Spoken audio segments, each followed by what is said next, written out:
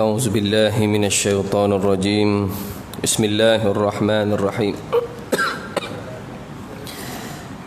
الحمد لله الذي أرسل رسوله بالهدى ودين الحق ليظهره على الدين كله وكفى بالله شهيدا أشهد أن لا إله إلا الله وحده لا شريك له وأشهد أن سيدنا محمدا عبده ورسوله سبحانك لا علم لنا إلا ما علمتنا إنك أنت العليم الحكيم وقال رب اشرح لي صدري ويسر لي أمري واحلل عقدة من لساني يفقهوا قولي أما بعد السلام عليكم ورحمة الله وبركاته الحمد لله ثم الحمد لله. Segala puji dan syukur kita panjatkan kepada Allah Subhanahu Wa Taala di atas segala pemberian dan kurniaannya. Maka kita masih lagi diberikan satu kesempatan untuk kita terus mengimarahkan rumah Allah Subhanahu Wa Taala, melakukan ibadah kepadanya, dan mudah-mudahan tuan-tuan segala apa yang telah kita kerjakan tadi mendapat sebaik-baik ganjaran di sisi Allah Subhanahu Wa Taala. Sidang hadirin muslimin muslimat yang dirahmati Allah, sebagai pembuka bicara pada malam ini, suka saya membaca sebuah hadis Nabi sallallahu alaihi wasallam yang mana telah diriwayatkan oleh seorang sahabat yang bernama Ibn Abi Aufa radhiyallahu anhuma berkata, dia berkata, asabatna maja'atul layali Khaybar falamma kana yaum Khaybar fil humuril ahliyah fantaharnaha falamma ghalatil quduru nada munadi Rasulillah sallallahu alaihi wasallam akfi'ul qudura wa la tat'amu min luhumil humuri syai'an atau kama qala Nabi sallallahu alaihi wasallam. Hadis ni tuan-tuan menceritakan suatu peristiwa di mana ketika mana peperangan Khaybar. Ibn Abi Aufa menyebut ketika mana berlakunya peperangan Khaybar, maka umat Islam pada ketika itu mengalami kebuluran. Ini masalah kebuluran. Bila makanan itu terputus dari sudut bekalan dan juga makanan dan minuman, maka menjadi kebuluran. Antaranya yang pernah disebut dalam hadis ini iaitu tentang perang Khaybar. Khaybar ni tuan-tuan merupakan satu nama tempat. Dia luas, dia satu kawasan yang berada luas sikit daripada Madinah. Kalau kita baca sirah Nabi sallallahu alaihi wasallam, ini merupakan satu tempat yang didiami oleh orang Yahudi. Antaranya Yahudi daripada Bani Quraizah, ini pada zaman Nabi itu wujud, Bani Nadir, Bani Qainuqa dan sebagainya. Jadi disebabkan asal mereka duduk di Madinah tuan-tuan, tapi disebabkan dia telah langgar perjanjian damai dengan baginda Nabi sallallahu alaihi wasallam, maka dia telah diusir ke Khaybar. Jadi perang Khaybar menurut riwayat mengatakan telah berlaku pada tahun 7 Hijrah. Ketika mana baginda mendapat berkhabaran bahawa Yahudi ni dirancang nak serang Madinah, nak masuk balik Madinah. Jadi bila dengar cerita seumpama itu, maka Nabi dan bala tentera pada ketika itu dalam satu riwayat menyebut lebih kurang 1,400 orang. Ada riwayat lain sebut 1,600. Jadi telah pergi serang Khaybar. Dan alhamdulillah kemenangan diberikan kepada umat Islam pada ketika itu. Jadi ceritanya tuan-tuan, bila berlakunya perang Khaybar, ia telah berlakunya kebuluran. Jadi sahabat Ibn Abi Aufa mengatakan, tak kala berlakunya peperangan Khaybar, kami telah menangkap seekor keldai, kemudian kami menyembelih keldai tadi. Ini sahabat cerita. Apabila menggelegak dalam kuali, makna daging keldai tadi, dia masak, dia sembelih keldai lalu dimasak dalam keldai.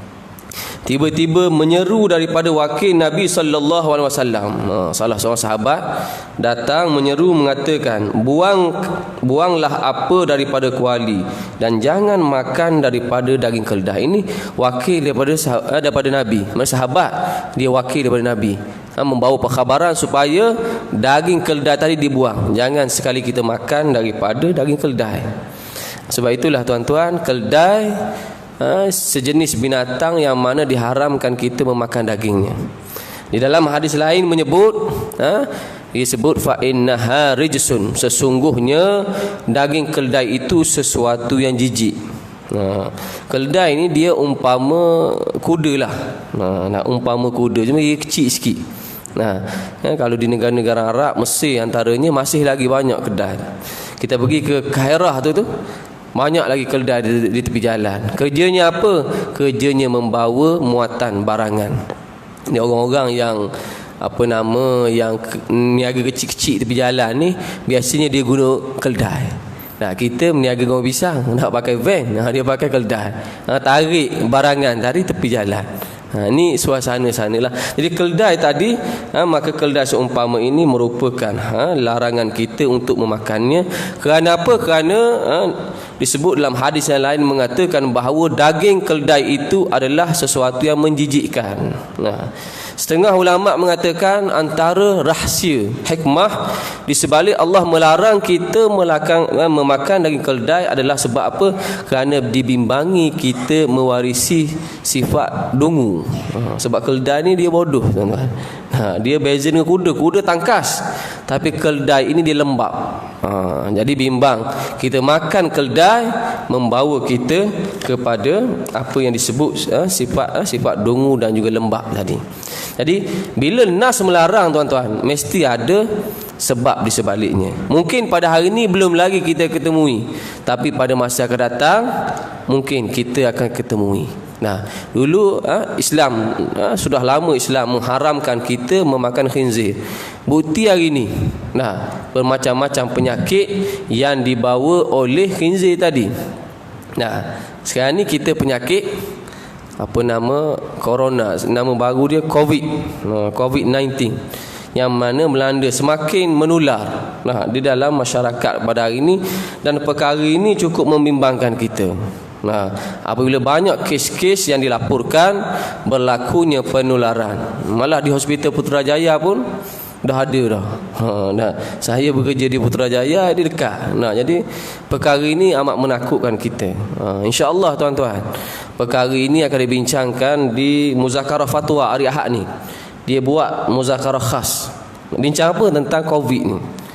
Sebab ada cadangan mengatakan supaya bila seseorang pesakit yang COVID ni, tuan-tuan, dia meninggal dunia, air mandian dia tu pun bahaya pada kita yang mana sihat ni. Bahaya sangat, tuan-tuan. Air mandian pun bahaya. Sehingga kan air mandian itu tidak boleh dibuang sewenang-wenangnya, sebab boleh lagi menyebabkan jangkitan penyakit tadi. Jadi cuma doktor datang 2-3 hari lepas, bawa nak ajak kepada pejabat mufti, nak bincang di peringkat kebangsaan macam mana kita nak menguruskan jenazah. Jika sekiranya begitu serius sekali, adakah memungkinkan kita perlu tayamum saja? Sebab tayamum lebih ringan. Dengan air, maka bahaya berlakunya jangkitan, penularan, orang sentuh air dan sebagainya. Maka macam mana, adakah dibolehkan di situ, kedudukan di situ kita hanya mentayamum jenazah mereka yang kena penyakit COVID-19? Ada juga persoalan daripada hospital, macam mana orang COVID-19 ni ambil wuduk. Air wuduk dia macam mana? Terkena orang lain macam mana? Ini masalah, tuan-tuan, yang mana musibah yang diberikan oleh Allah Subhanahu Wa Taala kepada kita, maka memerlukan kita kepada kesabaran dan kita jauhkan diri kita daripada perkara-perkara seumpama ini. Nabi sebut dalam sebuah hadis, tuan-tuan, apabila berlakunya satu musibah penyakit pada suatu kawasan, maka apa Nabi suruh? Orang yang berada di dalam tu jangan keluar. Ni tengok, Nabi ajak elemen kita pencegahan. Yang ada dalam jangan keluar, dan yang ada di luar jangan masuk dalam. Kita yang berada di luar jangan masuk dalam. Sebab itulah pada zaman Khalifah Umar Al-Khattab, ketika mana dia dapat tahu di Syam, kawasan Syam ketika itu telah menularnya penyakit ta'un. Jadi bila Umar tahu ada penyakit ta'un di Syam, Umar tak masuk. Jadi bila Umar tak masuk, maka sahabat kata, wahai Umar, adakah kamu lari daripada takdir Allah? Adakah kamu lari daripada takdir Allah? Maka Umar kata apa? Sesungguhnya aku lari daripada satu takdir kepada takdir yang lebih baik untuk aku. Dah tahu dah tempat tu masalah, maka apa nama, elakkan daripada masuk tempat seumpama itu. Cuma kita alhamdulillah tuan-tuan masih lagi selamat. Sebab apa? Sebab belum ada lagi lah banding dengan Singapura lebih teruk daripada kita lah. Kerana sekarang ni sembahyang Jumaat masih lagi boleh. Di Singapura bukan saja Jumaat tak boleh, jemaah pun tak boleh. Hari ni kalau contoh macam ni pun tak boleh. Sebab apa? Bimbang. Berlaku apa yang disebut sebagai penularan tadi. Sidang hadirin muslimin muslimat yang dirahmati Allah Subhanahu taala. Berbalik kepada hadis berkenaan Khaybar tadi. Antara pengajaran hadis yang pertama disebut oleh pengarang di sini kelebihan jihad. Hadis tadi menceritakan tentang peperangan, sudah tentu ia berkaitan dengan jihad. Maka kelebihan jihad pada jalan Allah Subhanahu wa taala yang dikurniakan ganjaran besar oleh Allah. Jihad merupakan salah satu daripada perbuatan yang diberikan ganjaran pahala besar oleh Allah Subhanahu wa taala. Sebab apa? Sebab tak semua orang yang mampu berjihad. Ada orang boleh cakap je. Kadang-kadang sembang kedai kopi lama buat jihad. Masuk pukul 8, pukul 10 tak keluar lagi.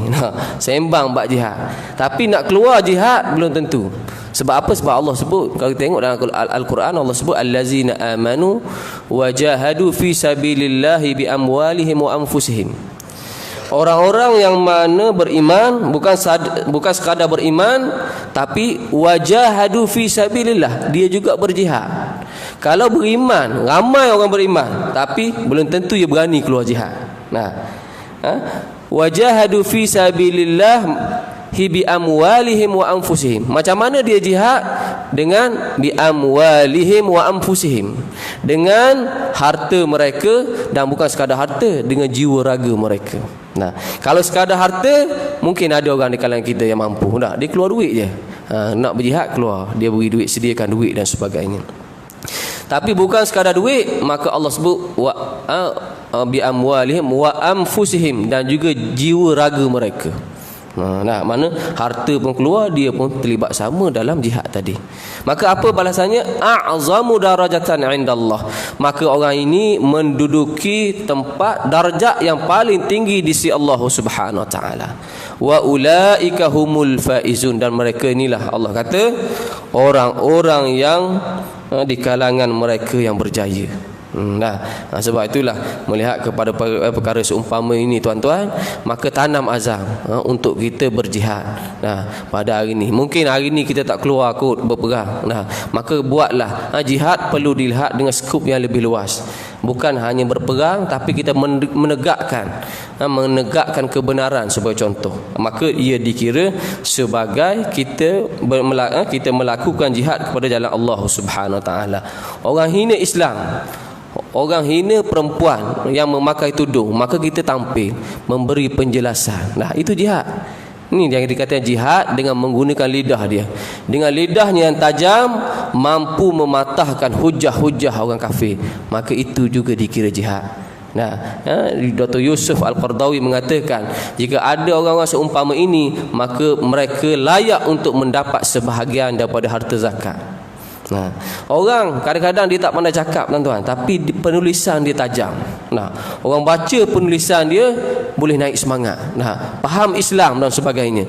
Maka ini juga disebut sebagai jihad pada jalan Allah, dan layak dia untuk mendapat duit zakat atas asnaf yang disebut sebagai fi sabilillah.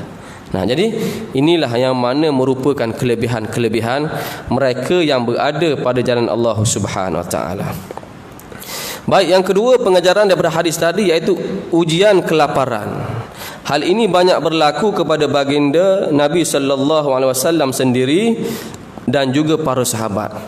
Kelaparan, kebuluran, sesuatu yang lumrah berlaku di dalam peperangan. Para ulama sebut terdapat 3 keadaan yang mana lazimnya manusia itu akan mengalami kebuluran, kelaparan.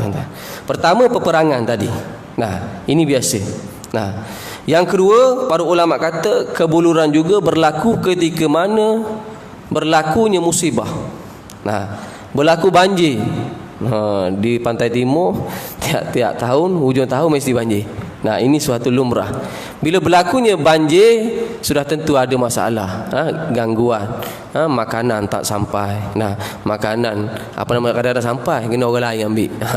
Ada juga kes-kes umpama tu. Nah, jadi ini yang dikatakan kebuluran yang berlaku akibat daripada musibah. Berlakunya kebakaran, orang yang diuji oleh Allah Subhanahu Wa Taala dengan kebakaran, maka sudah tentu bila dah hilang segala harta benda mereka akan mengalami disebut sebagai kelaparan itu sendiri. Itu yang kedua, tuan-tuan. Dan yang ketiga, para ulama kata kebuluran juga berlaku bila ketika mana seseorang itu berada di dalam keadaan musafir. Nah, orang musafir, tuan-tuan. Nah, kadang-kadang duit ada, tapi bila lalu kat jalan, lalu highway, tak ada tempat makan. Apa dia? Nah, jadi ceritanya orang musafir ini sering kali berhadapan dengan situasi seumpama ni. Kadang-kadang ada duit, pergi negara lain, tak boleh guna duit kita. Ringgit tak laku, tak ingat tukar dolar sebagai contoh. Maka berlakunya masalah dari sudut sumber makanan. Jadi ini tiga keadaan Nabi sebut, yang mana seringkali yang sebut oleh ulama, yang mana seringkali berlakunya musibah, kelaparan di kalangan masyarakat itu sendiri. Bahkan Nabi SAW ketika mana dakwah baginda juga menghadapi situasi seumpama tadi. Kita lihat macam mana ketika mana pada awal Islam, golongan musyrikin Mekah dia boikot. Nah, dia boikot. Boikot ni makna dia menghentikan, memutuskan sebarang urus niaga dengan orang Islam. Natijahnya mereka orang Islam pada ketika itu berada dalam keadaan lapar. Nah, tak ada makanan. Sumber makanan itu terputus. Bila terputus, maka mereka berada di dalam kelaparan. Sehingga kan disebut dalam kitab-kitab sirah mengatakan pada tahun tersebut digelar sebagai Amul Majah, tahun kelaparan. Nah, betapa periknya mereka-mereka yang berjuang pada jalan Allah Subhanahu Wa Taala dalam keadaan tidak adanya sumber makanan itu sendiri. Ini yang dikatakan sebagai boikot. Adapun yang dilancarkan akhir-akhir mutakhir ni, tuan-tuan, iaitu BMF, itu bukan boikot. Itu kita mengutamakan produk Muslim. Itu bukan boikot. Boikot ni makna muqata'ah, kita menghentikan sebarang urus niaga. Yang BMF tu saya tengok dia lebih mengutamakan kita beli produk orang Islam, mengutamakan. Bila dah tidak ada produk orang Islam, tak ada, kita belilah produk yang bukan Islam. Nah, jadi bila dah ada Islam, ambil yang Islam. Nah, di samping dari sudut kehalalan yang terjamin, dalam masa yang sama, tuan-tuan, kita bantu ekonomi Islam. Nah, bila bantu ekonomi Islam akan bangun. Nah, bila orang Islam, tuan-tuan, bila dia maju dalam perniagaan, maka dia berkewajipan untuk bayar zakat. Nah, bila dia bayar zakat, hasil itu mengalir balik kepada orang Islam. Jadi circulation tu. Nah, ini yang dikatakan rantaian ekonomi Islam, yang mana orang atas bantu orang bawah.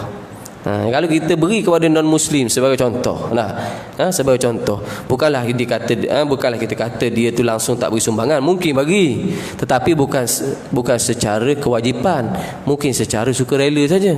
Nah, berlakunya musibah, banjir, dihantarlah sikit, tapi kewajipan zakat tak terkena pada mereka. Nah, sebab itulah perlu kita membantu ekonomi orang Islam, mengembalikan ekonomi Islam itu sendiri. Kita tengok dasar DEB diperkenalkan oleh Tun Razak dulu pun tak dapat, sehingga ke hari ni, tuan-tuan, tak dapat memacu ekonomi Bumi Putera, tak dapat. Nah, jadi mudah-mudahan sikit cara kita buat ini, tuan-tuan, walaupun kecil, kurang-kurang yang menyuntik semangat, untuk kita mengembalikan ekonomi orang Islam itu sendiri. Sidang hadirin muslimin muslimat yang dirahmati Allah Subhanahu Wa Taala. Kemudian faedah daripada hadis tadi juga, iaitu hukum berkenaan tentang keldai. Halal keldai yang dipelihara hukumnya adalah haram dimakan. Adapun keldai liar hukumnya adalah halal untuk kita makan. Kalau kita tengok hadis tadi disebut tentang al-humur al-ahliyah. Humur al-ahliyah merujuk kepada keldai ternakan, mana keldai yang berada di dalam kehidupan seharian masyarakat. Sebagaimana contoh saya sebut tadi, dia di Mesir itu, dia itu dikategorikan yang mana bawa barang, membawa muatan orang, bawa barangan orang itu keldai ternakan. Maka keldai ternakan hukumnya dikira sebagai haram untuk kita makan. Ada pun disebut sebagai al-himar al-wahshi. Himar wahshi merujuk kepada keldai liar. Keldai liar hukumnya halal dimakan. Kalau kita tengok pandangan Syekh Daud Fatani dalam kitabnya Matla'ul Badrain mengatakan bahawa keldai liar itu adalah merujuk kepada zebra. Zebra ni apa? Zebra ni kuda belang. Kuda belang. Maka kuda belang boleh kita makan. Yang ada kita tengok di negara Arab itu, di Malaysia ni saya ingat tak ada keldai. Orang tanya, macam mana Ustaz kuda poni? Kuda kecil kata nak. Kalau kuda halal. Harus kita untuk memakan kuda. Yang mengatakan, kalau tengok jumhur fuqaha mengatakan harus untuk kita memakan kuda, kecuali dalam mazhab Hanafi. Disebut kuda ini hukum makan kuda, maka ia pada kategori makruh tanzih. Makruh tanzih ini suatu larangan yang kita digalakkan meninggalkan, tapi galakan tersebut ia bukanlah satu galakan atau tegahan yang bersifat tegas. Ada satu lagi disebut sebagai makruh tahrim. Makruh tahrim ni makruh yang dekat dengan haram, maka kita sangat-sangat dituntut untuk meninggalkannya. Jadi dari sudut keringanan masih ringan dari sudut makruh tanzih. Makruh tanzih mana suatu yang digalakkan untuk kita tinggal, tapi perintah itu bukanlah perintah yang tegas. Maka ada lagi pertimbangan di situ. Jadi ala kulli hal tuan-tuan, kita boleh katakan keempat-empat mazhab fiqh mengharuskan, membolehkan untuk kita memakan kuda manakala keldai merupakan keldai yang ahliyah. Keldai yang mana bersifat ternakan, maka ia merupakan sesuatu yang diharamkan untuk kita memakannya. Sidang hadirin muslimin muslimat yang dirahmati Allah Subhanahu wa taala. Kemudian pengajaran yang selanjutnya daripada hadis tadi, iaitu tentang kepatuhan sahabat kepada semua arahan baginda Nabi sallallahu alaihi wasallam. Justru layaklah mereka mendapat kedudukan yang mulia di sisi Allah Subhanahu wa taala. Kita tengok macam mana sahabat dah masak dah. Dia dah masak dah. Dia dah masak dah daging keldai tadi, tetapi bila datangnya perintah Nabi agar membuang masakan keldai tadi, dia buang. Dia tidak membantah dan sebagainya. Contoh dah buat sup dah. Jadi bila datang larangan, mereka buang tanpa membantah apa yang diperintahkan oleh baginda. Ini menunjukkan bahawa sahabat ini merupakan orang yang mulia di sisi Allah Subhanahu wa taala. Sebab itulah sahabat, dalam sebuah hadis Nabi sebut ashabikan nujum. Sahabat-sahabat aku ini umpama bintang di langit. Nak tunjuk apa hebatnya sahabat-sahabat Nabi ni. Kemuliaan. Sebab itulah orang Syiah dia menghina Nabi, maka golongan ini adalah golongan yang tercela, tak termasuk di kalangan mereka yang disebut sebagai ahli sunnah wal jamaah. Jadi orang Syiah tuan-tuan, mereka memusuhi para sahabat, bahkan sebahagian mereka ada yang mengkafirkan sahabat. Sebab itulah macam mana kita nak boleh terima Syiah sedangkan mereka menghina sahabat. Nabi sebut sahabat aku ni umpama bintang di langit. Nabi memuji. Dalam hadis lain menyebut ashabi kulluhum udul. Nabi sebut semua sahabat-sahabat ni semua mereka adalah adil. Mana-mana sahabat, Nabi kata mana-mana sahabat aku yang kamu ikut, maka ia memberi hidayah dan petunjuk kepada kamu. Nak menunjukkan betapa tingginya kedudukan para sahabat. Imam Malik rahimahullah mengatakan bahawa amal ahli Madinah itu sebahagian daripada salah satu sumber perundangan hukum. Sebab apa? Sebab sahabat yang mana hidup pada zaman Nabi, mereka yang maka amalan mereka itu adalah sama seperti apa yang dilakukan oleh baginda. Mereka hidup pada zaman Nabi, menyaksikan penurunan wahyu. Sudah tentu amalan mereka tak jauh lagi daripada apa yang dilakukan oleh baginda Nabi sallallahu alaihi wasallam. Ini Imam Malik. Dia mengangkat amal ahli Madinah itu sehingga kan dikira sebagai salah satu daripada sumber pensyariatan hukum. Cuma dalam mazhab kita tuan-tuan, mazhab Syafi'i tidak menganggap amal ahli Madinah itu sebagai salah satu dari sumber syariat hukum.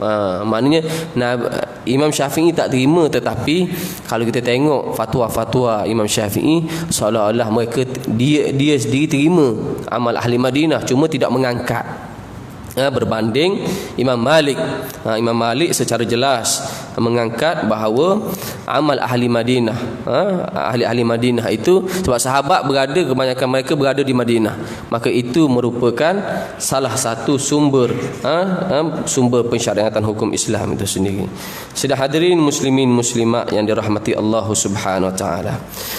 Kemudian dalam hadis yang selanjutnya, satu hadis daripada Asma binti Abi Bakar radhiyallahu anhuma.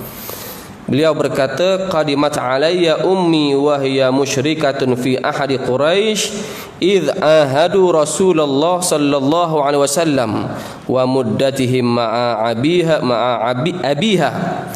Fastaftat Rasulullah sallallahu alaihi wasallam faqalat li ya Rasulullah inni ummi qadiman alayya wa hiya raghibatun afa asiluha qala na'am siliha.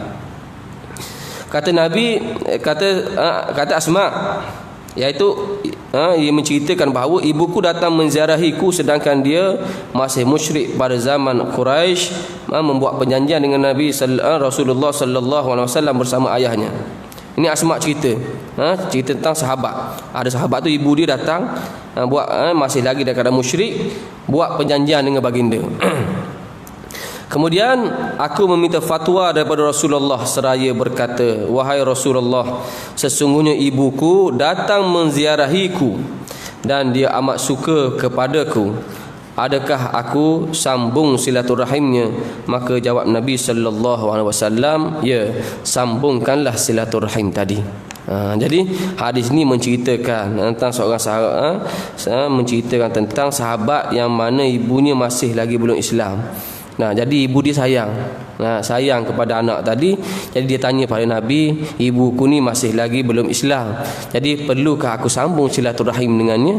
Maka Nabi kata, sambung silaturahim. Jangan diputuskan hubungan tadi.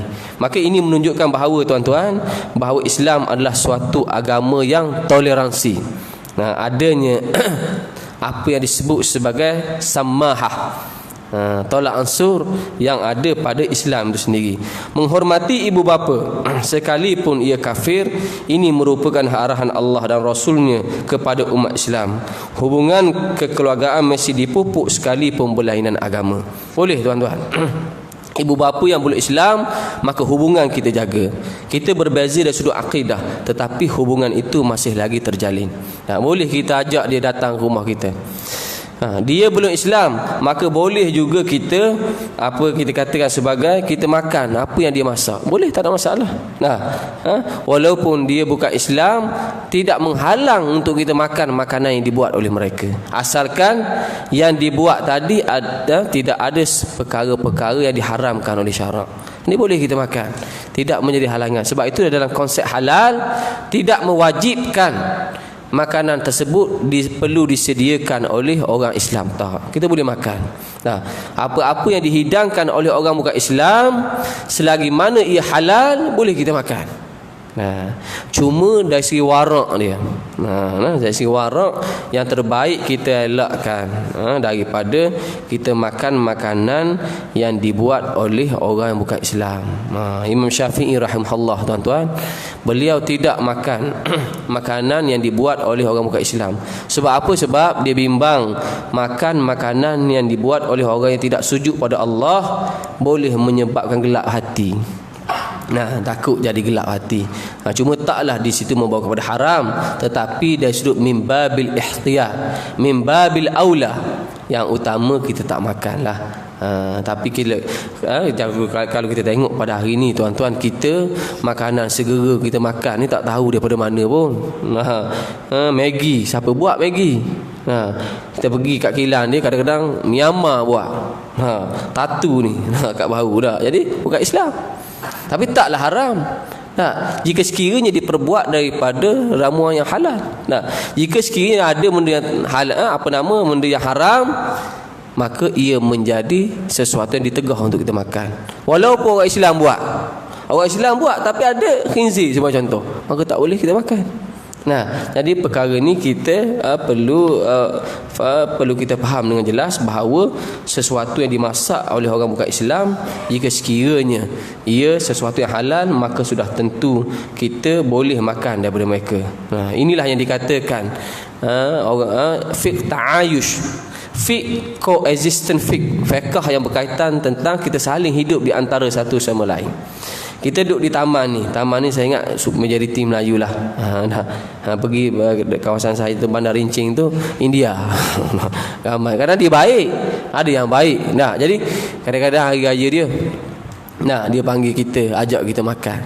Dia tahu kita tak makan benda-benda yang haram. Dia hidang benda baik. Dia masak perkara-perkara benda-benda yang halal. Jadi boleh kita makan. Kalau kita dah ragu, kita tinggal. Nabi sebut da'ma yaribuka ila ma la yaribuka. Tinggallah apa yang meragukan kamu kepada perkara yang tidak meragukan kamu. Jadi dari segi prinsipalnya boleh kita makan. Cuma kalau kita adanya lahirnya keraguan dan sebagainya, maka di situ hendaklah kita meninggalkannya. Baik, sedang hadirin muslimin muslimat yang dirahmati Allah. Sifat menghormati ibu bapa sekalipun bukan Islam amat baik dan digalakkan berdasarkan kepada banyaknya nas. Banyak nas-nas syarak yang mana menyuruh kita menghormati ibu bapa meskipun dia bukan orang Islam. Boleh kita beri bantuan. Ada orang tu ibu bapa dia bukan Islam, orang yang susah, maka boleh kita beri bantuan. Dan ia dikira sebagai satu kebajikan. Islam ini satu agama sebagaimana saya sebut tadi yang toleransi. Kita boleh ada tasamuh, tolak ansur dengan orang bukan Islam. Islam bukan agama yang jumud. Islam bukan agama yang disebut sebagai agama yang asabiyah, yang melampau, tidak. Maka Islam suatu agama yang rahmah. Dulu disebut rahmatan lil alamin. Dulu rahmat. Rahmat bagi sekalian alam. Sebelum tu dah ada dah slogan rahmat untuk semua. Kemudian ada rahmatan lil alamin. Ni menteri baru ni saya tak tahu dah. Dia punya slogan dia apa. Jadi semuanya itu untuk membawa syiar Islam, untuk membawa kebaikan. Islam ini suatu agama yang membawa kebaikan, bukan sahaja kepada Islam, dan malah ia juga memberi kebaikan kepada orang bukan Islam itu sendiri. Ini yang dikatakan tasamuh, atau kita sebut sebagai toleransi. Namun dalam kita bertoleransi, tuan-tuan, bukanlah bermakna kita semua benda kita toleransi, tidak. Jika sekiranya mereka ini cuba menyerang Islam, dia hina Allah, hina Nabi dan sebagainya, maka di situ tidak ada toleransi. Kita perlu memperbetulkan keadaan tadi. Itu mereka hina orang Islam, wanita Islam pakai tudung, dikata ini kolot, ini tidak pakaian yang tidak ada kemajuan dan sebagainya, maka ini satu penghinaan. Jadi kita bukan bermakna toleransi ini kita mendiamkan, bukan. Itu bukan cara Islam. Maka kita perlu memperbetulkan fahaman tadi. Jika keadaan lebih parah, maka perlu ada tindakan. Jika tindakan tadi tidak memberi kesan, maka perlu ditingkatkan dari sudut hukuman. Sebab itulah kadang-kadang hukuman ini, tuan-tuan, dia bukanlah nak menghukum sangat, tetapi ia nak mengajar orang. Hukuman hudud. Orang takut, tuan-tuan, sehingga hari ni orang takut. Orang bukan Islam pun takut. Dulu RU 355 dia dah takut. Bukan itu, bukan semua hudud. Sebahagian ada ilmu-ilmu hudud. Hudud sebut je orang takut. Itu nak tunjuknya, tuan-tuan, falsafah di sebalik undang-undang Islam adalah nak mengancam dan menakutkan. Disebut sebagai lizajar warrada', ancaman. Bila ancaman tu keras, orang-orang yang nak lawan Islam, orang-orang yang nak menentang Islam dia rasa takut. Orang nak buat maksiat pun takut. Kalau sebut hudud, mencuri, potong tangan. Jadi orang takut. Sebab apa? Sebab walaupun nampak tegas dari sudut pelaksanaan, tetapi ia memberi ancaman kepada ramainya orang. Sebab itulah hudud ini bukan senang nak jatuhkan hudud, tuan-tuan. Nak mensabitkan hukuman hudud pada seorang itu, maka ia bukanlah sewenang-wenangnya kita boleh sabitkan, melainkan disabitkan dengan bukti dan fakta yang kokoh, barulah sabit. Janganlah duk takut sangat. Jadi inilah di antara keistimewaan undang-undang Islam itu sendiri. Sidang hadirin yang dirahmati Allah Subhanahu wa taala, dan yang selanjutnya azan dulu. Sidang hadirin muslimin muslimat yang dirahmati Allah, saya kira sekadar itulah dulu untuk perkongsian pada malam ini. Saya kira insya-Allah kita sambunglah, kita sambung lagi pada masa-masa akan datang. Yang baik itu datang dari Allah Subhanahu wa taala, yang buruk itu sudah tentu dari kelemahan saya sendiri. Aku qauli hadza wa astaghfirullahal azim li wa lakum. A'udzubillahi minasyaitonir rajim. Bismillahirrahmanirrahim. Allahumma arinal haqqa haqqan warzuqna ittiba'ahu wa arina batila batilan warzuqna ijtinabahu. Wa sallallahu ala sayyidina Muhammad wa ala alihi wa sahbihi wa baraka wa sallam. Walhamdulillahi rabbil alamin. Assalamualaikum warahmatullahi wabarakatuh.